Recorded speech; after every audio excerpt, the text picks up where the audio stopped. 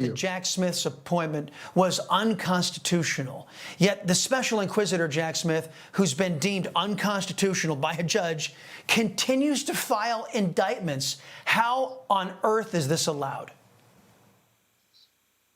I don't think the judge in the District of Columbia will come to the same conclusion, because I'm not sure the judge in the District of Columbia is really a judge.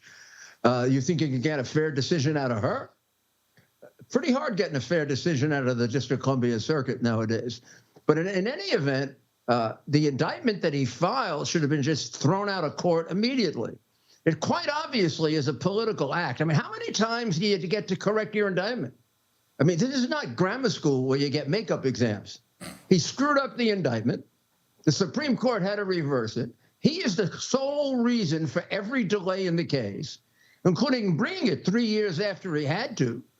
Then all of the delays because he was unconstitutional in his first indictment.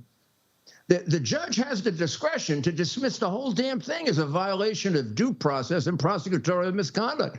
Wouldn't be the first time it happened to Crooked Smith. He's one of the few lawyers I know who was reversed 8-0 for framing the governor of Virginia for a crime he didn't commit. I'm being disbarred for acting as a lawyer. And this guy is getting to continue as a lawyer when he was found by the Supreme Court to have framed a public official. You think we have justice in this country? Great point. You know what? Nobody fails up like a lib, Mr. Mayor. You know that. And you would expect Republicans to actually be up in arms about this, do something about this unfairness you've just detailed.